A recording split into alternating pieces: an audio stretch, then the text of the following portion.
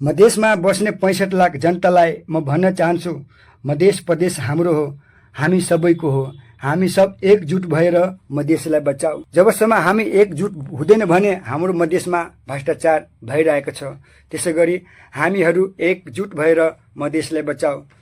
नमस्कार, म राजेन्द्र मुखी आज केही प्रमुख विषय लिएर आएको छु। नेपालमा प्रमुख मन्त्रालयहरूको पुँजीगत बजेट खर्च अनुपात कति पर्सेन्ट छ, त्यस विषय आज कुराकानी गर्छौँ। नम्बर 1 मा छ अर्थ मन्त्रालय, 6.04% बजेट छ। 2 नम्बरमा छ वन तथा वातावरण मन्त्रालय, 0.44%, र 3 नम्बरमा छ भौतिक पूर्वाधार मन्त्रालय, 0.18 मात्र छ। 4 नम्बरमा छ ऊर्जा सिँचाइ तथा खानेपानी मन्त्रालय, 0.96% दिएका छ भने 5 नम्बरमा छ भूमिका व्यवस्था कृषि तथा सहकारी मन्त्रालय, 0.85%।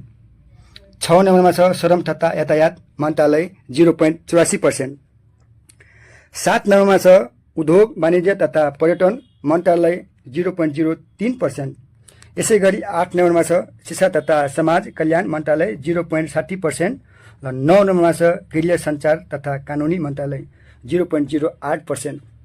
लास्टमा छ 10 नम्बरमा स्वास्थ्य तथा जनसङ्ख्या मन्त्रालय, 0.00%। केही छैन। यस प्रदेशमा आर्थिक वर्ष 2081 र 82 का लागि कुल बजेट दिएका छ 43 अर्ब 89 करोड 21 लाख 60 हजार आयोजना गरिएका थिए।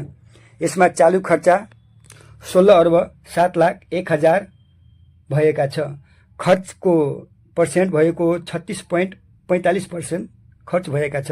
बाँकी रहेका छ 27 अर्ब 89 करोड 14 लाख 69 हजार। पर्सेन्टमा गऱ्यो भने अहिले बाँकी छ 63.55 बाँकी रहेका छ। मधेसमा बजेट लाउँछ 0.50%, तर मधेस प्रदेशमा बजेट ल्याएर काम भइरहेको छ 0.05%। कतिको भ्रष्टाचार भइरहेको छ। कम 0.25% पनि काम भइरहेको छैन। अर्थ मन्त्रालयले जारी गरेको 40 नम्बर बुन्देमा खरिद गरेको प्रक्रिया ढिलो बनाएका थिए, त्यसकारण बजेट खर्चमा अवरोध आएका थिए। 13 गते आसी मन्त्री परिषदको निर्णय लिएका बजेटको खर्च 80% भन्दा बढी गर्नुपर्छ भनेका जानकारी दिनुभएका थिए। त्यो 80% भन्दा 0.05% काम भइरहेको छ। त्यही कारण आज बजेट लक भएका छन्। ऊर्जा सिँचाइ तथा खानेपानी मन्त्रालय र उद्योग वाणिज्य तथा पर्यटन मन्त्रालयका पुँजी बजेट PLMBIS मा लक गर्नुभएका छ, जसकारण बजेट खर्च गर्न समस्या आइरहेका छ।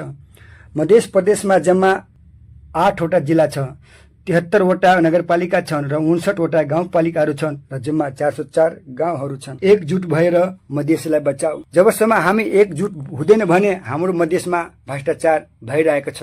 त्यसैगरी हामीहरू एकजुट भएर मधेसलाई बचाऊ। जय मधेस।